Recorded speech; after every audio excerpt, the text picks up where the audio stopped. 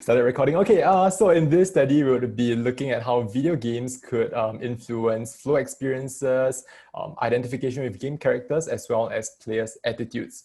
So video games have been found to have the potential to promote positive attitudes towards diversity. And in this study, we will be using the game Papers, Please, because there are different morally compelling scenarios and themes that could potentially evoke and engage players' moral sensitivity. And the first set of relationship that we are looking at is to see how identification with game characters would be associated with attitude. Identification has been defined as an imaginary process invoked as a response to characters represented within a mediated text. And in past studies, researchers have found that identification with game characters positively associated with players' empathy. And next, we will also be looking at how challenge, skill, flow, and attitude, how they would influence one another. So flow has been categorized as the balance between challenge and skill in an activity, leading to several outcomes, which include highly focused attention, intense enjoyment, intrinsic motivation, time distortion, as well as the loss of self-awareness. And in terms of research, there are papers that found that flow predicted positive attitudes towards online learning as well as positive attitudes towards brands.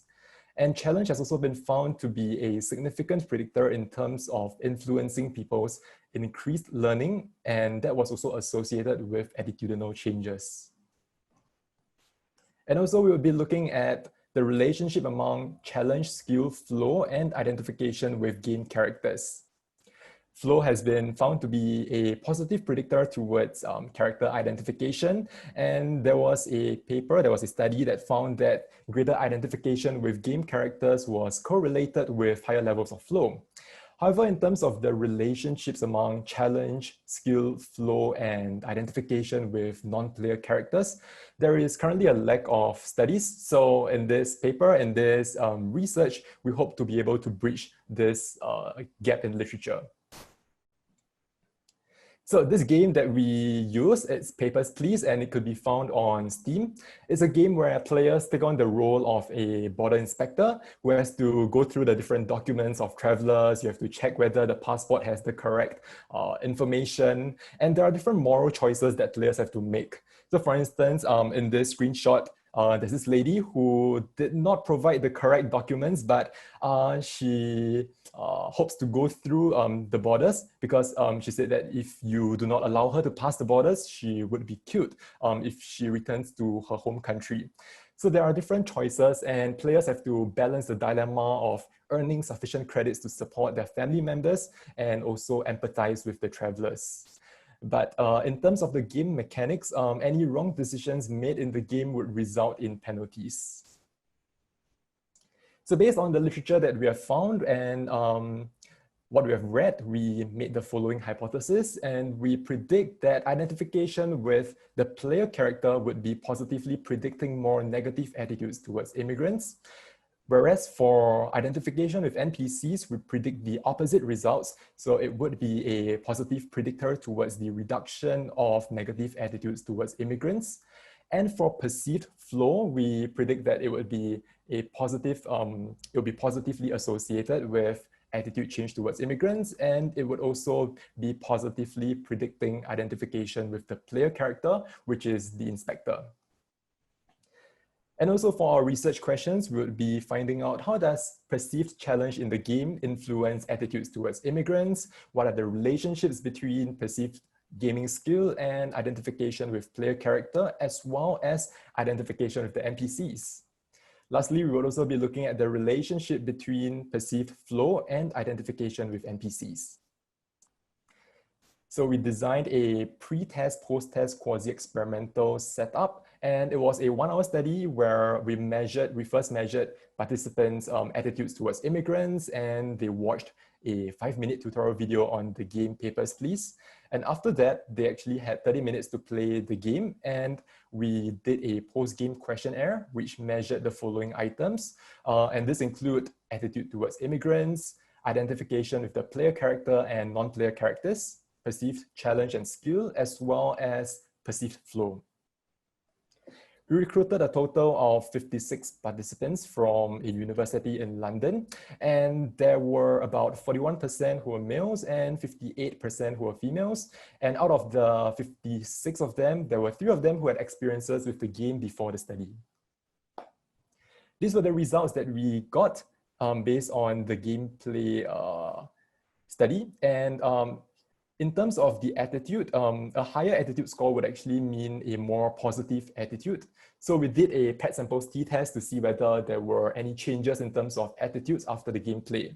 And we indeed found a significant change, although it was a slight decline in terms of attitude. There was actually a negative change in terms of attitude towards immigrants after the gameplay.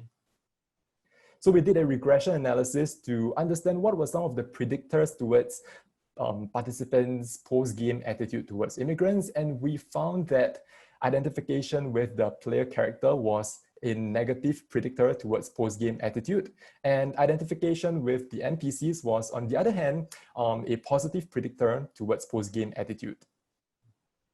Next, we also wanted to understand what were the factors, what were the variables that were affecting identification with the player character.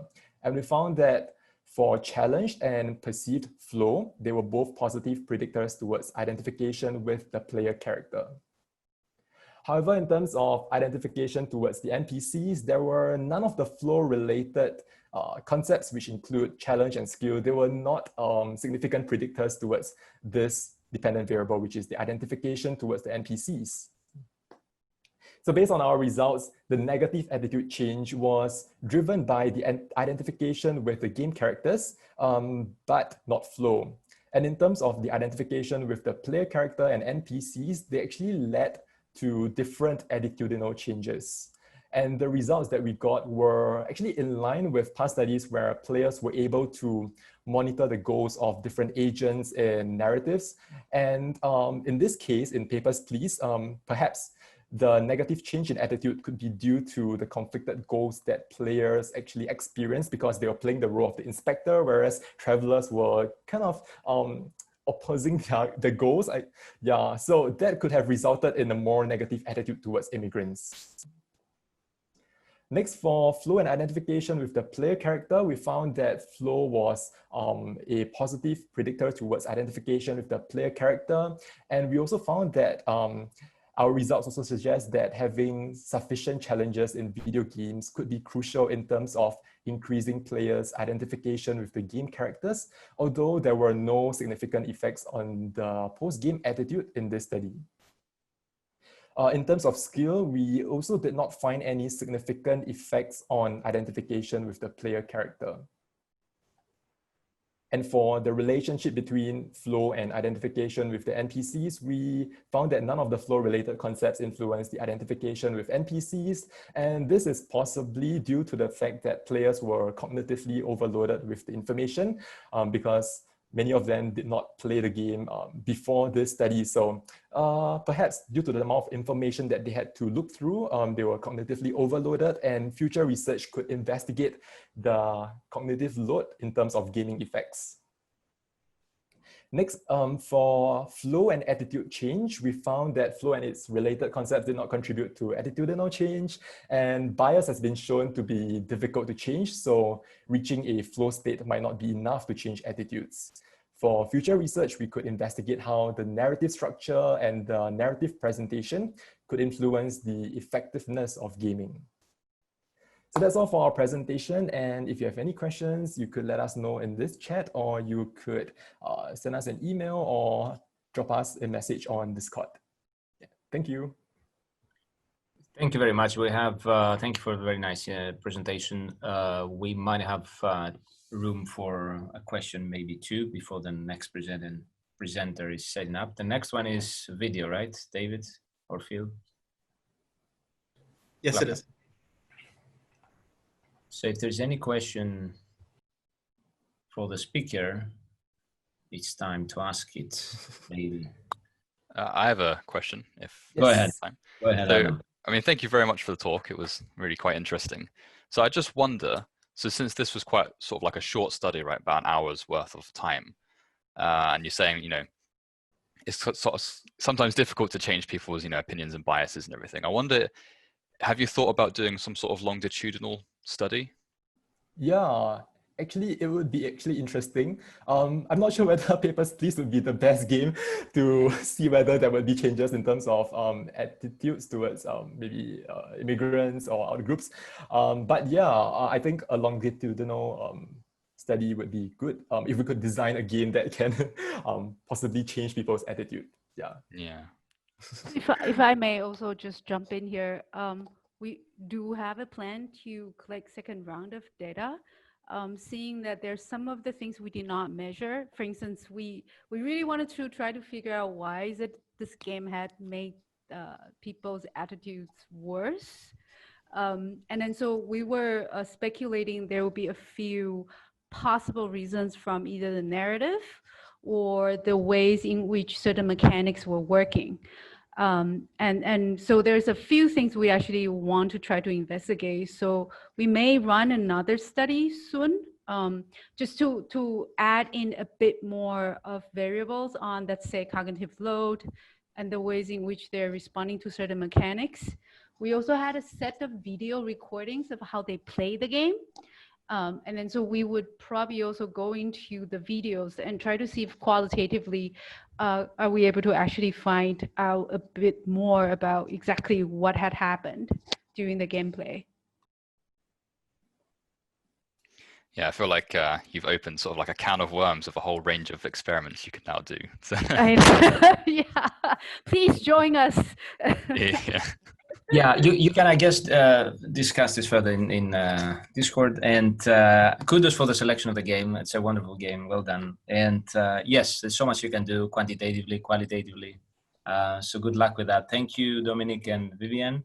Thank you. We need to move on to the next presentation. And well done once more. We need to move on to the next presenter. Next paper is titled How Avatars Influence User Behavior, a review on the Proteus effect in virtual environments and video games by Anna Samira Pretorius and Daniel Gerlich.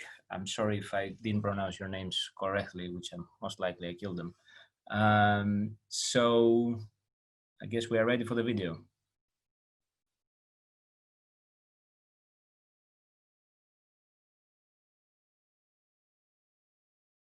Welcome to our presentation. My name is Anna Pretorius and I will present to you our review on the Proteus effect in virtual environments and video games. The Proteus effect suggests that users of a virtual environment adapt their behavior to the characteristics of their respective avatars through a shift in self-perception. The characteristics are integrated into the self-concept for time of media use and also partly beyond that. The effect was introduced by Yi and Bailenson in 2007. And they found that subjects they assigned more attractive avatars behaved more intimately, and subjects they assigned taller avatars behaved more confidently in negotiation tests than subjects with shorter avatars. Since then, a number of studies and experiments have been conducted. To date, the exact mechanisms behind this effect are unknown. So as a foundation for further research, we carried out a thorough literature review of studies and experiments focusing on the Proteus effect. Based on the review and comparison of studies regarding the Proteus effect, their findings and conclusions about the theoretical framework of the effect and its explanatory approaches, we classify these studies with regard to self-similarity, wishful identification, and embodied presence. This allows us to reveal parallels to the process of self-identification. Although many fields are concerned with the influence of the Proteus effect, there has only been little research, especially concerning reviews of the current state of the art. The existing studies were first summarized in 2019 by Ratan et al. In a meta-analysis. They examined the circumstances under which the Proteus effect could occur by means of a quantitative study evaluating 46 studies that directly or indirectly examined the influence of avatar characteristics on user behavior. They also took studies into account that did not explicitly refer to the Proteus effect, but could potentially be attributed to it. A difficulty in conducting the meta-analysis arose from the different methods used to measure behavior, which resulted in a large variance. While the measurements of attitudes were all based on questionnaires, resulting in a certain homogeneity, this was not the case with the behavioral studies. In contrast to the meta-analysis, only those publications that explicitly dealt with the Proteus effect were examined because they can provide information on the researchers' statements and interpretations concerning the theoretical framework of the Proteus effect. While Rattan et al. Used quantitative methods to determine which factors play a role, this review is intended to qualitatively analyze and compare these influences without the restrictions that were caused by different methods of measurement. In qualitative analysis, it is possible to identify new, previously unknown connections between the existing studies. More open questions and a less predetermined approach can lead to deeper informational content. The sample sizes are usually smaller than in quantitative analysis, but the studies under consideration are more heterogeneous and contain typical representations of the theoretical aspects. In this paper, the studies under consideration had to provide substantive statements and standpoints regarding the Proteus effect in order to weigh the arguments of the researchers against each other.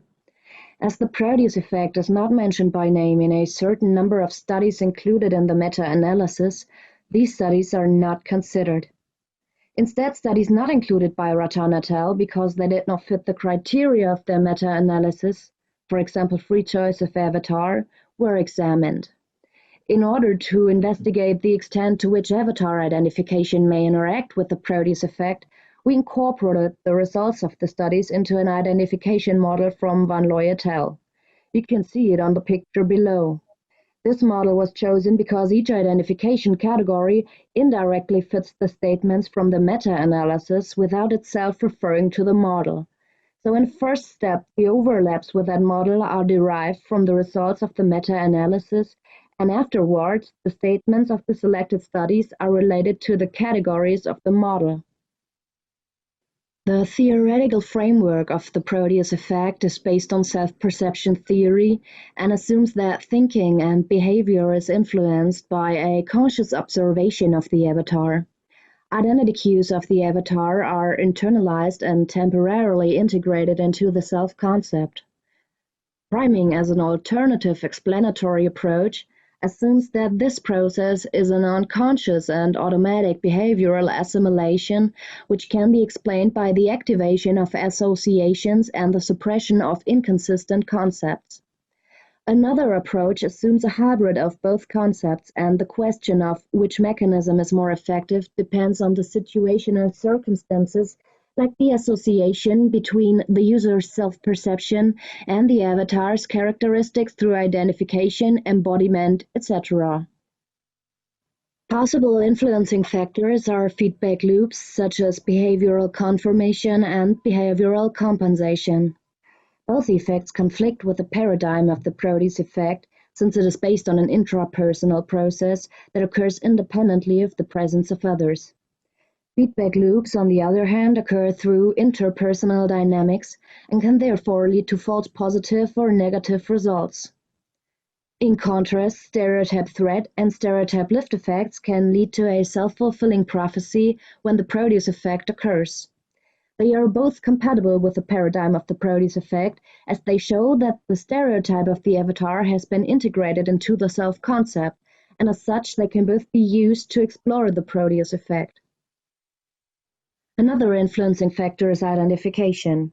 Van Looy et al. Describe avatar identification as one dimension in a three-dimensional identification model, and attribute similarity identification, wishful identification, and embodied presence as subcomponents to the avatar identification dimension. There are also other factors such as game identification or group identification, but those are related to the social dimensions and not to the player-avatar bond. Identification via self-similarity is based on the assumption that similarity with oneself leads to higher self-relevance of the avatar, because more personally relevant information can be derived, and therefore there is a tendency to adopt the expected behavior of the avatar. Similarity is considered an integral component of the identification model as it facilitates mental rapprochement between player and character. The correlation between self-similarity and the Proteus effect has already been demonstrated in various studies. The meta-analysis states that the Proteus effect is increased when users associate self-related and avatar-related schema. We analyzed this relation on the basis of those studies in which characteristic features of the test subject, such as the face, were combined with the characteristics of the avatar, such as its appearance as a certain stereotype. The results of our review show that self-similarity does not necessarily trigger the Proteus effect, but without counteracting influences, it can increase the effect. In this context, the choice of stereotype also plays a role regarding its association with a desired concept. In contrast, wishful identification shows that dissimilarity can also appear desirable. This is the case if the avatar represents a desirable trait such as attractiveness, which a person assumes he or she does not possess, at least not to the same or to the desired extent.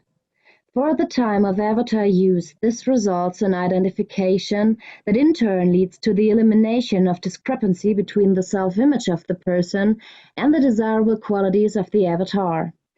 Attractiveness is one of the most frequently manipulated factors in studies concerning the Proteus effect, as the meta-analysis reveals. Attractiveness is referred to as a generally positively connoted characteristic which is associated with traits such as friendliness and openness. Attractiveness can thus be interpreted as a potentially desirable characteristic. Our findings indicate that wishful identification can promote the Proteus effect, but undesirable characteristics can be a barrier. Further, undesirable characteristics can provoke a counter-movement or compensation. In both cases, however, the situational context also determines what appears to be a desirable trait. The International Society of Presence Research defines presence as a psychological state in which the role of technology is not consciously perceived. The recipient is not aware of the virtuality of the experience, and a sense of embodiment in the virtual environment is created. Van Looyetel therefore referred to this as embodied presence, which is not limited to immersive virtual environments and can thus be transferred to other versions of a virtualized self.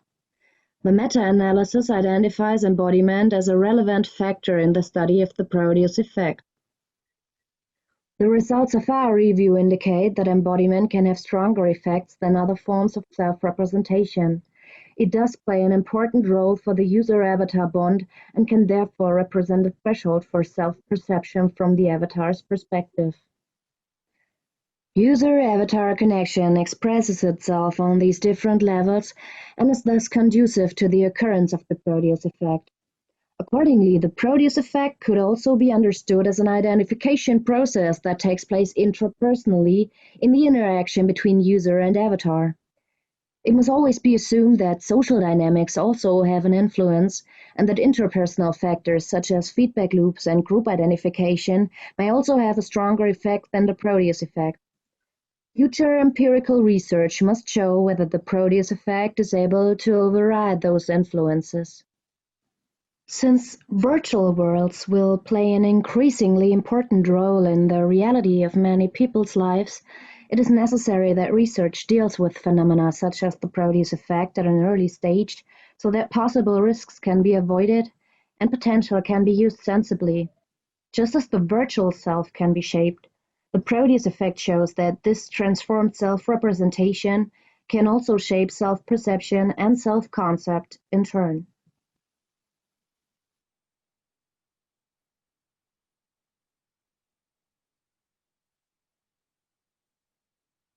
Many thanks to the organizers of the conference, and thank you for your attention.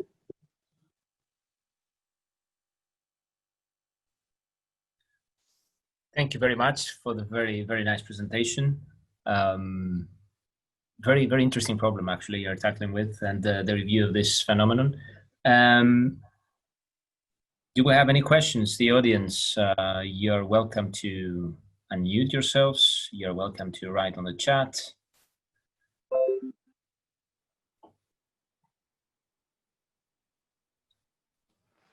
So I just have a very quick question. All right. 'Cause in the review, you had said actually both of the identification and the embedded presence are not necessarily the factors that would trigger Proteus effect. For some of them, it's more of promoting Proteus effect. So I wonder in your analysis, are there other sort of evidences that actually shows what are the factors that actually will trigger Proteus effect? So you mean in context of visual identification and the body presence? So, I mean, in the presentation, if I understood it correctly, actually you had said wishful identification is not necessarily the reason that triggers Proteus effect, right? Yes. Yeah, so then I just wonder what actually would trigger Proteus effect if these different forms of identification doesn't do the job. Yeah, without boundary conditions. One boundary condition could be an undesirable trait. For example, there was one study that tried you embodied Kim Kardashian avatar, and they tried to show whether, or to find out whether an attribute like narcissism would be taken over if you embody that character. And this was not the case. They found that these qualities of the avatar would not be inherited because they are undesirable. So if there is nothing that counteracts, they will be incorporated. And in the case of embodied presence, this was like, they found out that, another study found out that the spatial presence, for example, was a very important predictor for the occurrence of the Proteus effect, whereas the feeling of body possession did not play a role. So it has always to do also with the methods you use to measure behavior. Thank you. You're welcome. Any other question someone might have?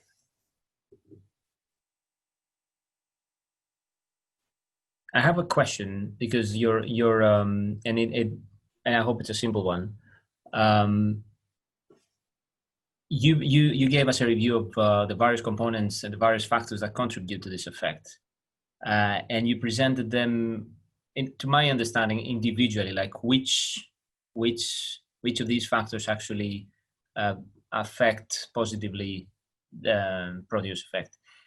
Question is, are you aware of any studies that are actually trying to see the interrelationships between those factors, like embodiment and then presence and so on, in relation to effect? Like, if you get my question. I come from a technical background, but I'm trying to see the interrelationships between those factors, if you get the question, yeah? So in the first step, we tried to find out with whether the statement of Van Looy, Ratan et al. Fits to any identification model, because they stated that identification is a very important factor in the study of the Proteus effect. And so we found a model that indirectly fitted those results of the meta-analysis. And in the end, we tried to find the overlaps between the studies that fit our criteria and this model. And we found this relation in the context of the avatar identification dimension. So it's this intrapersonal process between player and avatar, this interaction between player and avatar. This is the place where, this is where the Proteus effect takes place in the end. It's not the social dimensions because it's intrapersonally. Does that answer your question, or? Yes, in part indeed. Yes, I didn't phrase it correctly. I'm afraid, but I can catch you out in Discord and ask it more properly. All right. So because thank you very much once again. Thank you for the presentation, and well done for the exceptional paper Thank you. That you got over there. Thank you. Right. Now we are moving next to the next speaker. The next talk is, the title is Strategy Games, The Components of a Worthy Opponent by Daniel Gomez and Richard Bartle. So Daniel is going to present this. Great.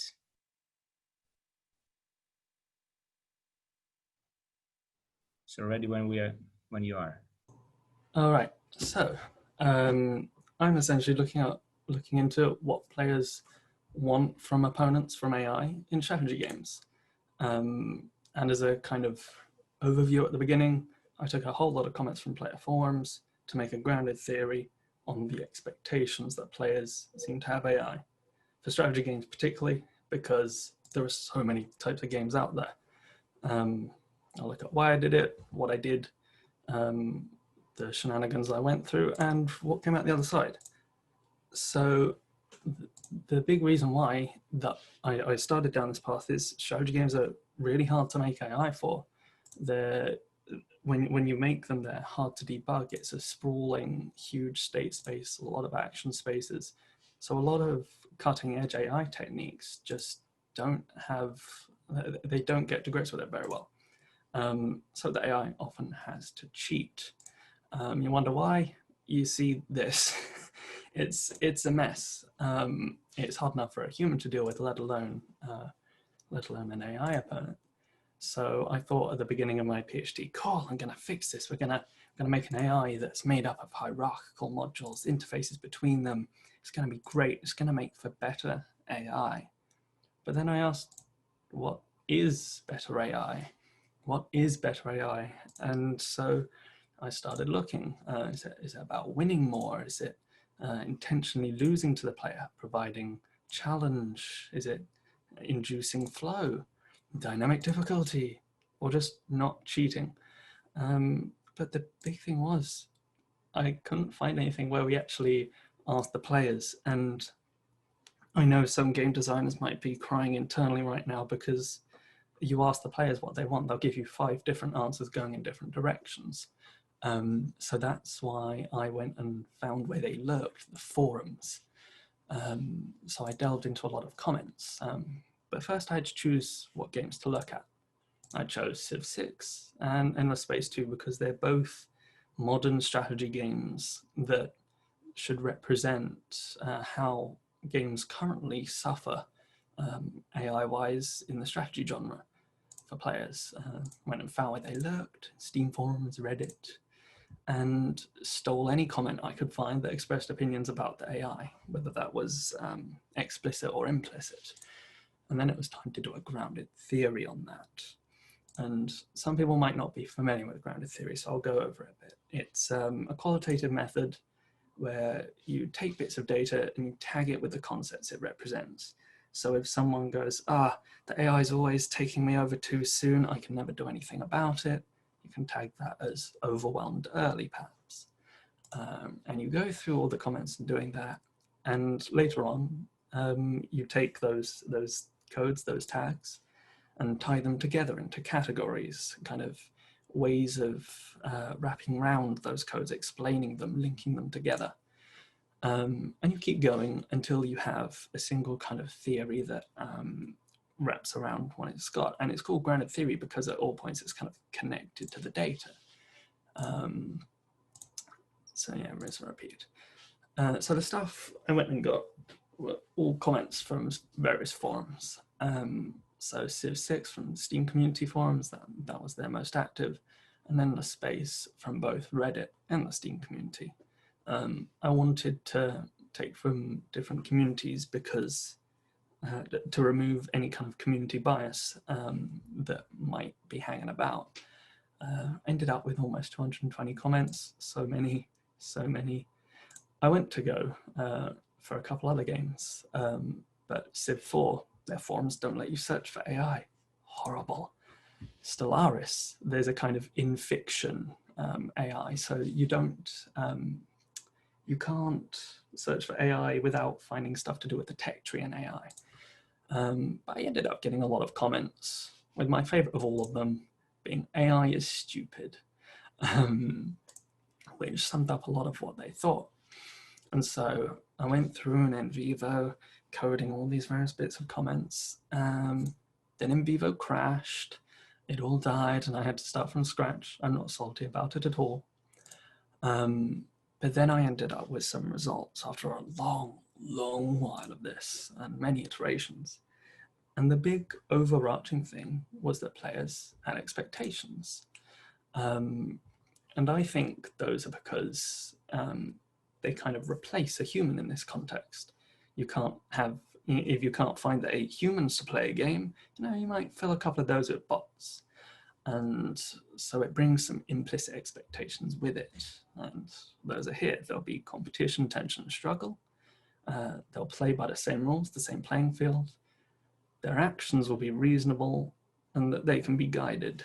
AI opponents in strategy games, though, they don't tend to tick those boxes because, these comments were particularly people being grumpy enough to go to forums about it and vent without necessarily having been asked about it.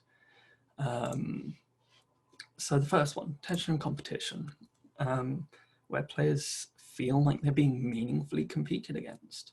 And it's got a few components. And it stems from when you're playing a competitive game, will I succeed?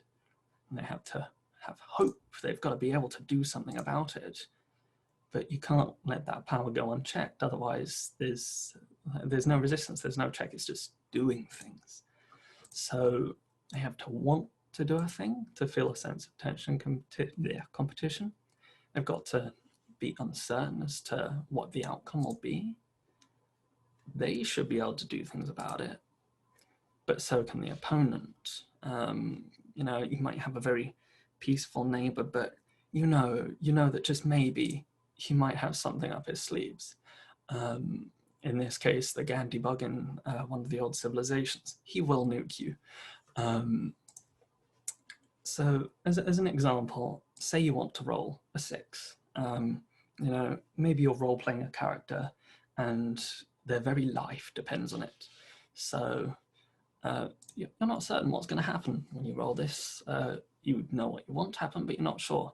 So there's a sense of suspense here, but there's not really anything you can do about it until you scroll a 6 on all sides of the die. Now you have power over the situation.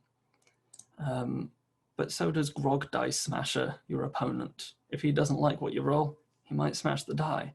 And so now you have that uncertainty again over what the outcome's going to be, but it's not provided by randomness. It's provided by the various players' kind of power over things, the things they can do. And that's the difference between suspense, where it's just by chance, and tension. And there are a few ways you can adjust that came up, or at least 2 main ones. And the first one that players went to was, of course, the difficulty level. That directly often kind of supplies the AI with more cheats or more resources, or sometimes different strategic planning. But others used map generation, which as a surprise, they kind of tailor the game at the beginning and the initial starting parameters to things they wanted. So for the difficulty level, this is a kind of representative quote where they go, okay, so I think I should increase the difficulty, but will that change their strategy, or will they just get more cheats?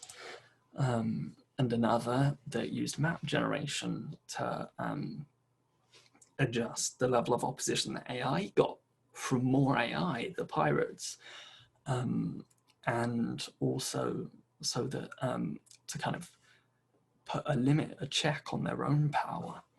But the topic of cheating comes up with fair play, because the AI is playing the same role you're playing one empire and the opponent is playing another empire. Surely they should be doing the same thing, but they don't. They don't often. They play by different rules, and players notice this. Players notice that early on they get overrun by something that would be completely impossible for a human player to pull off. And then, so that they're not abiding by the game's contract that pretty much says and prescribes what those roles will be, how they'll play. So some ways the opponents can cheat are kind of obvious. They can get more resources. This is the kind of easiest way to make up for an AI's deficiencies. They could ignore fog of war, they know everything. But you can get more subtle ones like mule-headed trading, where when they're trading with a player, they'll just not be reasonable whatsoever. They'll always bend it in their favor, and it's so concrete that the player has no choice but to bend to it. And also starting in a better position, there were several players that had gripes about how they'd start surrounded by enemies with no room to grow, but those enemies would have a whole lot of open space, green pastures on the other side. So a kind of thought experiment is, what would happen if you explicitly changed the contract? If you said the AI is specifically not going to be on the same playing field as you are. I kind of want to play AI War to test that out. Haven't gotten to it yet. So this quote kind of encompasses that a lot, where the player says, even with the exact same AI kind of difficulty per se, they prefer it done by the AI being smarter as opposed to the AI being given more cheats or resources or anything like that. And another one with a player saying, well, I know that I wouldn't be able to pull this off, that they're evidently playing by different rules almost. And so we come to the next expectation, transparency and explainability. And it's when the AI does those weird things where you look at it and go, whoa, what the heck, why? And if you're in a game with a regular human player, they'd be able to explain it. And usually, you'd send a message to them or of a voice chat, go, what the heck, why'd you do this? And they'd say, or they'd have reasons, even if they're completely awful reasons, like, I'm role-playing a nation that really likes cows, who knows? But it would satisfy. But the AI in this same role as a human can't do that. The player doesn't get any closure. Why? About why the AI did that. And it's really hard to make AI do that, but it's still something to consider. And so if the player doesn't know why the AI did that, then surely they can tell them to not do that, to do it a different way, to do something else. Because so many of the comments that were gathered were, the AI does this, I don't like it, I'd really rather it did that instead. And they get frustrated because they can't understand why the AI did it in the first place, and they can't change it either. So almost all avenues of closure are closed off. The only way they can make that change is the devs stepping in and making an update, and that's a very slim hope. And that's the kind of end of that presentation. Yeah. Thank you so much, Daniel. Thank you. That was very interesting. I like the fact that you went back to players and asked them about AI. We have questions already on the chat, so we'll start from that. Yone asks about the 219 data points. They don't seem like too much to him. Okay, so the saturation point, I gathered the comments about 100 at a time to kind of, so that I didn't spend the effort to gather thousands and then find at 300 that I'd reached saturation. 200, about I think 110 in, it started getting very cohesive, and I think saturation was reached.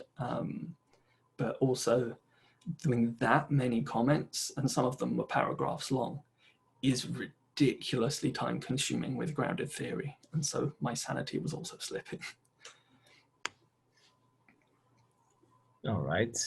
The next one comes from, okay, there's a lot. Yeah, this may end up going to the Discord. I mean, you have access to the chat, right? So I'll let you pick one or two that you want to respond, because there's so many. So different players wanting different things from the AI in terms of expertise and familiarity. Yeah, that's very true. I think a lot of players go into the games with wanting different things. That's part of why players come up with so many different opinions. They want different things out of the game. So I tried to focus on the parts that weren't necessarily changed by that, and that being in particular the replacing a human opponent part. Feel free to, if I haven't answered properly, to poke me further. Play as well, perception media. Ooh, interesting parallels. So cheating in the context of my research is any time where the player looks at something that AI is doing and goes, that's unfair. Sometimes the AI is not actually cheating, they're not doing anything the player can't or wouldn't, but the player sees it as cheating. It's all about what the player perceives. But most often it's the AI being given extra resources or tokens to deal with things because they're simply not as good at organizing as the player would be. Feel free to take one more, and then we need to move to the next one. Like yep. the next. The deaf student one is essentially players being frustrated that they can't get across what they want to change to the AI. They can't say, hey, I don't like that, do a different thing. And so I've said it's a deaf student in that the player would like to teach them, but has no means of doing so. Great, thank you so much, Daniel. Once again, congratulations for the presentation. It was very well received, I think, and it shows from the interest in the chat room. So we move now to the final presentation, which is for this session, entitled Game Perception of Endorsements from Fortnite Streamers on YouTube by Raihan King and Teresa de la Hera. Excuse my no problem. Name pronunciations here. I'm trying my best.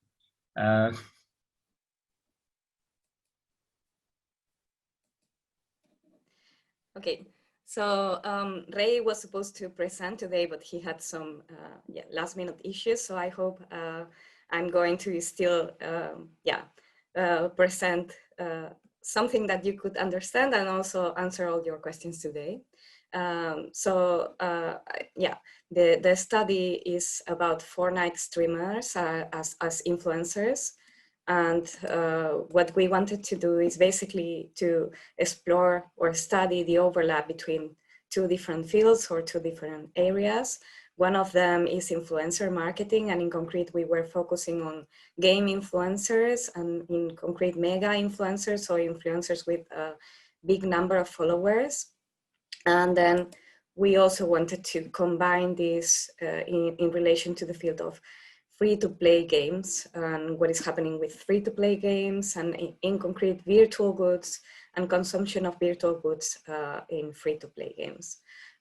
We wanted to focus on Fortnite because at the specific moment in which we started this study, there was a big debate in society in relation to the game and how the products were being promoted, especially to children. So we wanted to also understand a little bit more which was the role of influencers in all this process. So basically in the intersection between the two, this was the research question. So how do Fortnite gamers perceive in-game items in endorsements in streamers' YouTube videos? For the methodology, this was a qualitative study and was mainly exploratory because it was conducted only within 3 months. So, but we wanted to first have a first impression about what is going on and what we could conclude about this. So these were, we conducted 12 semi-structured interviews that were about 45 minutes each in between April and May from 2019. As an analysis, we conducted thematic analysis. If you are not familiar with thematic analysis, it's similar to grounded theory as described by Daniel before, but the main difference is that thematic analysis is guided by sensitizing concepts, so guided by theory, while grounded theory usually aims to produce theory. So in our case, we were using sensitizing concepts coming from the two fields that we wanted to explore. So from free-to-play gaming, we tried to use the concepts of achievement, enjoyment, and identity building as concepts that are related to the reasons why players engage and enjoy this type of games. And then from the field of influencer marketing, we borrow the concepts of attractiveness, trustworthiness, and expertise, because these are usually the reasons why people decide to follow this type of influencers. In terms of sampling, we went for purposive sampling, and in concrete, we use a combination of convenience sampling and snowball sampling. And some of the characteristics that were met by participants that were that all of them were regular Fortnite gamers that were also supposed to follow one of the influencers that were in our list. We finally decided to only focus on males. We tried to include females also, but it was a little bit difficult, and because of the study was small and exploratory, we thought that it was better to focus on males, also considering the player base of Fortnite at the moment. And they were all of them in between the 21 and 25 years old. So this was, this is a table with all the participants, and you can see also that they come from different nationalities, and they also, some of them work, some of them are students. And then we also asked them which was their favorite influencer, because we were using videos during the interview from their favorite influencers in order to ask them to comment on those videos and explain some of the things that were happening in the videos.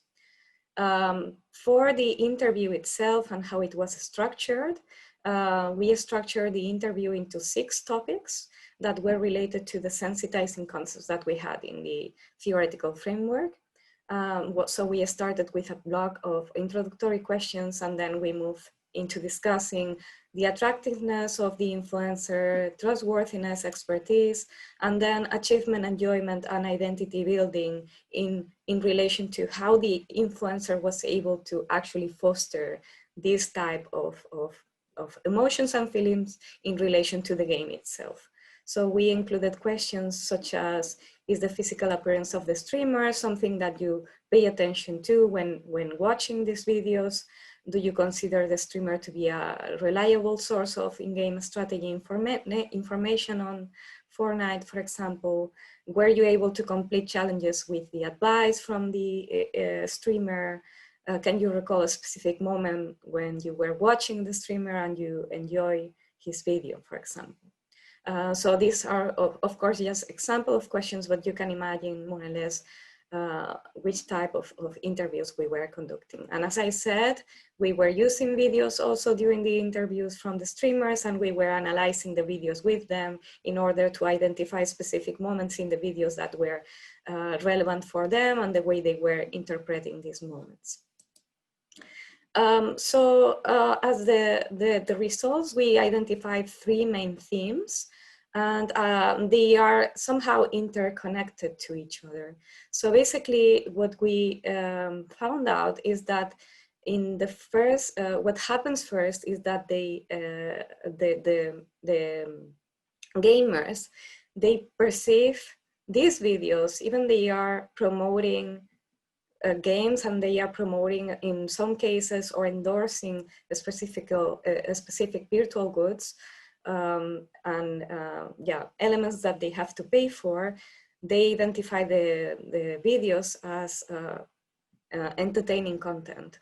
And this is the entry point for following these influencers. If the influencers are not creating entertaining content, they are not going to follow the videos in order to know more about the game itself or the products that are being presented in the video itself. Once they feel that the streamers are entertaining enough, they also perceive them as inspiration to play. They use this as a source of inspiration to find different ways in which they can play the game. That could be new ways for them to play the game. And in that moment is the moment in which they become interested in the virtual goods or the specific products that are being endorsed in the videos also. So in that specific moment, they somehow perceive the videos as, or the influencers as endorsers. And now I'm going to go one by one, so I am going to give you a little bit more detail about them. When we talk about the streamers as entertainers, they refer to 3 different aspects that they are looking for in this type of videos and the way they perceive the videos. So they mentioned, for example, that these videos should somehow be fun experiences. So they look for videos that are fun in a way or the other. The streamer should be fun to watch. In other moments, they also want to go for relaxing experience, to disconnect from what they are doing in their regular life. And they also identify or perceive these videos, although in some cases they are aware that they are endorsing a specific products, as engaging learning experiences. And they define them as engaging learning experiences. Then, as I said, these videos become inspiration to play, and what the streamers are doing in the videos become inspiration to play in different ways. Either they are inspired to compete against other people in specific ways, they inspire collaboration with other players, they inspire curiosity, or they inspire commitment. For example, yeah, you can see different quotes coming from the interviews here, but when we say inspire curiosity, for example, one of the interviewees says, I actually watched Laserbeam do it, and I was like, let me see if I can get through this death run. So I also actually loaded it up for myself. So they get inspired to discover specific aspects of the game, and then they try to do it themselves. And finally, when they go through this process is the moment in which they also identify in the videos the virtual goods or specific aspects of the game that they would like to explore or they would need in the game in order to be able to go through the same experience that the streamer is going through. In concrete, I'm going to discuss a few of them here, but there were more discussed in the interviews, but these are somehow a summary of the most important ones. For example, they mentioned that after watching some of the videos, they perceive specific skins in the game as giving social status. An interviewee said some people tend to have like subcultures within the game, within the skins, as then the soccer player are the best players, or the John Wick skin had some type of image around it. So it does add to the game because a lot of people play it in a certain people that have certain skills will then get a certain image. And they learn through the videos about this also. So then they identify specific skins in relation to a specific social status. They also perceive, for example, the battle pass to provide a specific rewards, and they discover this also through the videos of the streamers. So they also, for example, become convinced that they would like to purchase the battle pass because then they are going to have specific rewards, or they are going to have access to specific items that they would like to play with. They also say that the streamers facilitate a skin selection in relation also to a skin playability, for example. One interviewee said, I did catch myself wearing, or buying skins that Cipher use, and I thought they looked pretty cool on him, and then I would like to get it myself. And also promoting concrete game mechanics. So they also see specific game mechanics happening in the game, or specific moments or specific paths that the streamers follow, so they would like to follow the same paths. As I said, this is a little bit of a summary because this was a short presentation, but if you have extra questions, I could be happy to answer them. Thank you very much, Elsa. Thank you so much. We only have time, I'm afraid, for one question because we need to move on to the next session of game design.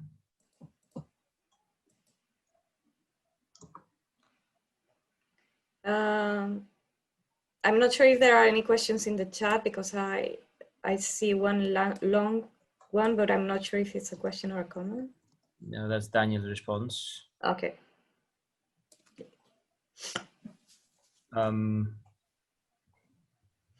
All right. So if there are questions for Teresa, please find her in Discord and talk about this work. We're under pressure for time. We need to move ahead. Apologies about that, Teresa. Thank you once more. Thank you for everything. Thank you for the interesting presentation. I'll just pass the mic to Stefan now. Hi, everybody. Hello, Stefan. Stefan will be chairing the next session, so you can take it from here.